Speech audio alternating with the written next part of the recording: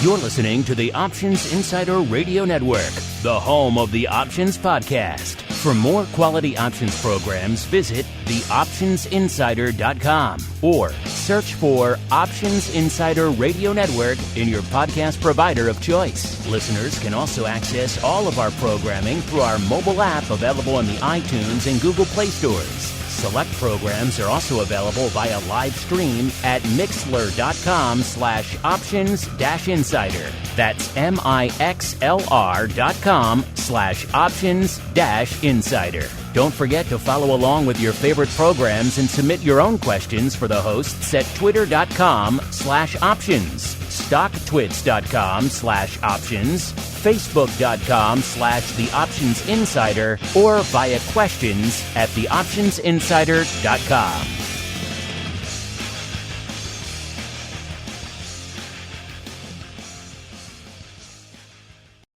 Welcome to the Options Playbook, the program where we break down cutting-edge option strategies and explain how you can incorporate them into your own portfolio. Whether you're looking to grow your capital with some offensive maneuvers or protect your investments with defensive plays, you can find them all in the Options Playbook. The Options Playbook is brought to you by Ally Invest. Anything mentioned today is for educational purposes and is not a recommendation or advice. Options involve risk. Please refer to ally.com/invest/disclosures to review additional risks involved with trading options. Securities offered through Ally Invest Securities LLC, member FINRA and SIPC. Now, let's open the playbook and get started. All right, everybody. That music means it is time once again for Options Playbook Radio, the program here on the old network where we break down the sometimes scary, sometimes just downright fun world of options into some easy to understand offensive and defensive plays that you could utilize in your own portfolios. Maybe you want to get a little income. Maybe you want to get a little speculation. You want to go on offense. Maybe you want to protect what you have, which is very timely this time of year. Then you want to go on defense. Either way, we got you covered. My name is Mark Longo from theoptionsinsider.com, as well as, of course, on the ever-exciting The Options Insider Radio Network. And if you're saying to yourself, man, it doesn't sound like the usual host of this program, that's because you are a keen-eared listener. So allow me to toss it over to your regularly scheduled host, Mr. Brian Overby, the senior options analyst, a.k.a. the options guy over there at Ally Invest. Brian, welcome back to your own show, sir. Well, it's always great to be back, Mark. And as always, we've had a chance to do a few shows recently that are addressing a lot of the listener questions. And obviously, it seems like our base is growing. So I'm glad that we're able to make some more time to get together and huddle up. The Huddle. It's time to huddle up and answer questions about your favorite options plays. Submit your questions via questions@theoptionsinsider.com, twitter.com/options, facebook.com/theoptionsinsider, or via the Trader Network at tradeking.com. All right, everybody, welcome to the Huddle. Like Brian said, this is the portion of the show where you guys take the reins. And Brian, you're right. We've been doing quite a few huddles lately, and our mailbag still overfloweth. So I guess that's a good problem to have, is it not? Oh yeah, without a doubt. We've given them too many huddles, so they expect too many now. But hey, these are all first world problems. Let's see how many we can make it through on today's episode. Let's start off. We got here. Let's see, Ellen Chandler wants to know, are there any plans for a Playbook version 2?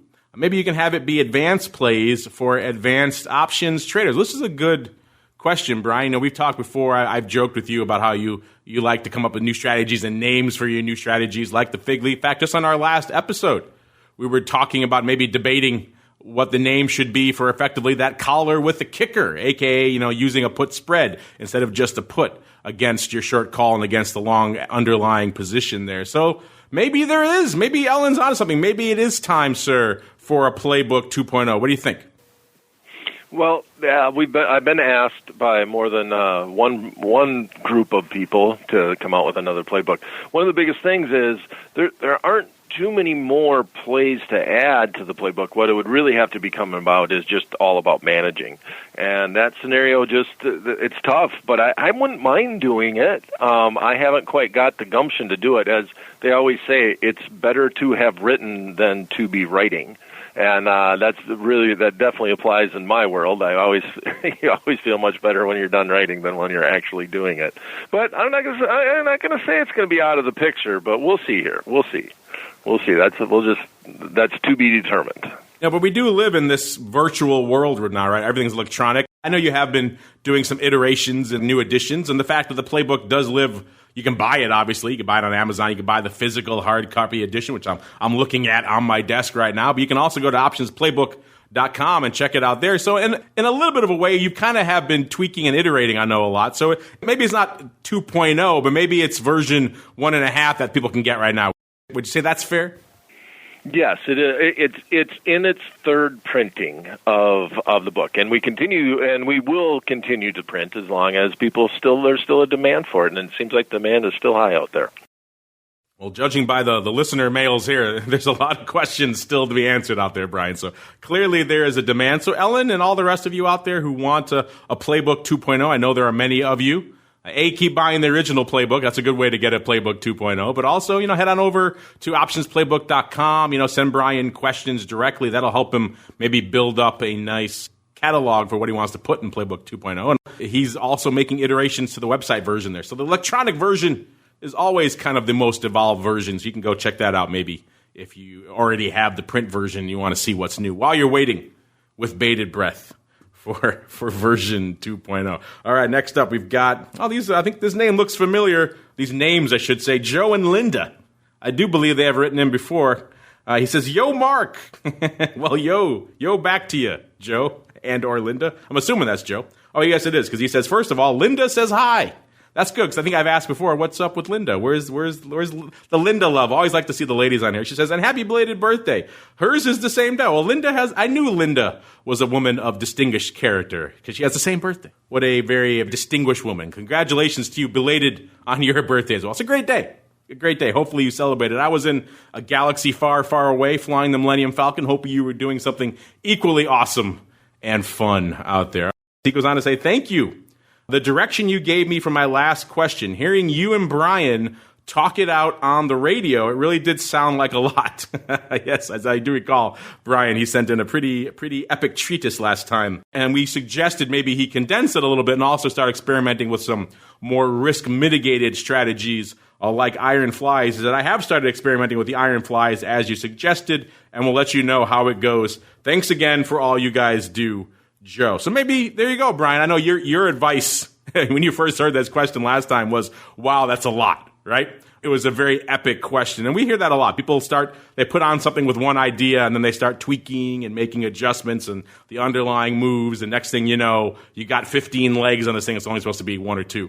And it becomes a much more unwieldy beast. So I think starting out with some of these strategies we suggested earlier, like an iron fly, it's one of my favorites. If that's a little bit too intense for you, maybe an iron condor could be a good way to go too, or just a regular traditional butterfly. I know Brian's a butterfly fan, maybe a skip strike fly fan, but a fly fan nonetheless. And you have these more risk mitigated strategies where you know at the outset what you're putting on, what the risk is, and have some idea of where you stand. Obviously, you can make adjustments, you can do other things, but I think that's a better way to go rather than that kind of Franken position you ended up with on the last time. Brian, it seems like skip strike flies, are those your go-to these days? And people write in with these kind of epic treatises with these crazy unwieldy positions. A nice risk-mitigated position like that, is that usually your go-to? Well, one of the biggest things that I can always recommend to people is that sometimes if you just drive a car off the cliff, you just got to let it go. You just got to donate it to charity. Because I think as you get too far along, you're always thinking there's a way I can save this, there's a way that I can do this. And with the options world, if I got a position on, I really don't want to adjust it more than once, maybe twice if it was a real long-term position. Because eventually you start losing more on the adjustment than you would have overall if you would have just left the trade. And not to mention commissions start adding up. They're still out there. Even though they're lower than they've ever been. They still exist, and they're still eating away at any potential profits that you may make or adding to losses. So in general, my go-to, I love butterflies overall, just because I think that they're simple to adjust in and out of. If you want to go and put on a butterfly, you can easily turn that into a credit spread, and vice versa, go from a credit spread into the butterfly. But I just don't want to get too crazy with the trades, and I think that's a rule with most beginning traders, is that if you put it on, think about where you're going to adjust, make that adjustment, and if it keeps going against you, get out of the trade. And I guess that would be, and I do appreciate all the kind words, yes, from Joe and Linda, and we have seen their name before, and I'm sure we'll see it again. That's a good rule of thumb. I like that, the one adjustment. I think that people can live with that. If it goes against you, make your one adjustment. Then at the end of the day, discretion is often the better part of valor. Rather than keep fighting, move on to the next thing, close it out. Because you have to make more than one adjustment. You're right. Usually at that point, bit of a burning disaster. Your ship is going down. Don't go down with it. All right, let's see here. A lot of playbook-oriented questions. Let's go to this one here, Brian. This comes from Lert, 3 L's and an E-R-T, Lert. Let's just call him Lert. He says, hey. hey, back at you. Brian mentions in the playbook that the wings of the iron condor should be one standard deviation away from the inner strikes. Has he ever played around with using the at-the-money straddle as the preferred strike distance? So if your stock is trading $50 and the at-the-money straddle is $5, would you put the inner legs at 45 and 55 and then the outer legs at 40 and 60? I think this is an effective approach to iron condor trading. Remember, listeners, an iron condor is effectively 2 out-of-the-money strangles. So he's talking about putting the beginning legs, if the straddle is $5, going $5 out, starting the strangle there, and then making it $5 wide as well. So interesting. Brian, I know you like playing around with skip strike flies and other things, and you use some interesting methodology to determine where to skip those strikes and how far away to put those. What do you think of at-the-money straddles in conjunction with iron condors, sir? All right. Yeah, this is a great question. First of all, the at-the-money straddle, you'd be amazed how many people down on the trading floor actually quote the at-the-money straddle. It's basically the over-under as far as that expiration is concerned, whatever expiration you're quoting the straddle for, that the marketplace thinks. So, like, if you're thinking, let's equate this to sports. If you're thinking about right now football is kicked off, they had week 1 last week, and you see an over-under on the total scores. A lot of them will be 40, 45 points, and you say, all right, I think that these two teams can score more than 45 or they can score less than 45. And that's effectively what a long straddle is to me if I'm going to make that comparison on the trading floor. Whenever I look at that, that's what the marketplace is setting the line in the sand as I think a potential move. This is a good number. And a lot of times you hear it quoted around earnings. A lot of people will say, well, Apple is going to have a 5% move around earnings. That's the potential move the marketplace is implying. And a lot of people kind of scratch their heads and say, well, where does that come from? How could you try to make that type of prediction? And really all they're doing is looking at the money straddle, and they're dividing it by the stock price and saying, well, a 5% move is feasible based off of the way the options are trading. So I don't mind that at all. And as a matter of fact, if you look at the math, now Nathan Scheldenberg's book, and I'm pulling this out a long time ago that I read it, they usually would say that an at-the-money straddle should trade for about 80% of the one standard deviation move. Now, that was a long time ago that book was written, and I've done the math on it before, and I kind of feel like it's about 90%. So you're getting fairly close to what a one standard deviation move is. And obviously the risk-reward changes. So if I'm selling it a little bit tighter than the one standard deviation move by looking at that straddle, I'm bringing in a bigger credit. And if I bring in a bigger credit, that means I have a little bit less risk on that trade. And so I don't I don't mind this at all. I think it's good to be consistent. You put your parameters in, and you are getting fairly far out by just using the straddle. And it's simple. It's simple. You look at it, and you say, okay, wherever that straddle goes out, in this instance, we said that it's trading for $5. I'm going to go 5 points out of the money and sell that call, and I'm going to be consistent with it, and then I'm going to manage my risk accordingly. So in short, that was the long answer. The short answer is, yeah, don't mind it at all. Don't mind it at all.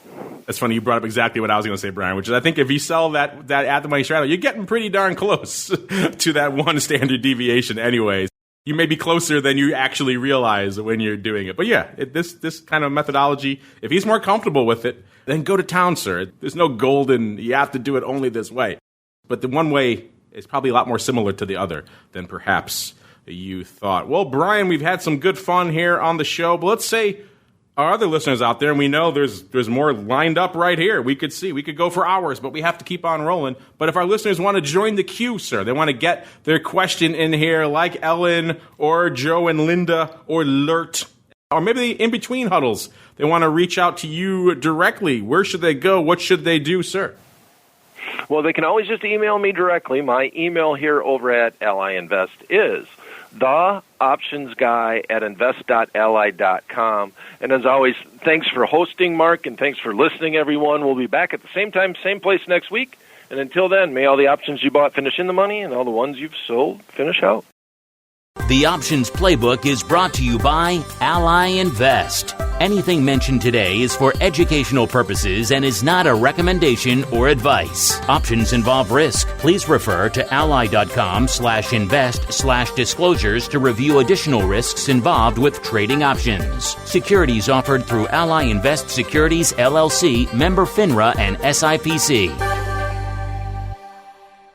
You're listening to the Options Insider Radio Network, the home of the Options Podcast. For more quality options programs, visit theoptionsinsider.com or search for Options Insider Radio Network in your podcast provider of choice. Listeners can also access all of our programming through our mobile app available in the iTunes and Google Play stores. Select programs are also available via live stream at mixlr.com/options-insider. That's mixlr.com/options-insider. Don't forget to follow along with your favorite programs and submit your own questions for the hosts at twitter.com/options, stocktwits.com/options, facebook.com/theoptionsinsider, or via questions at theoptionsinsider.com.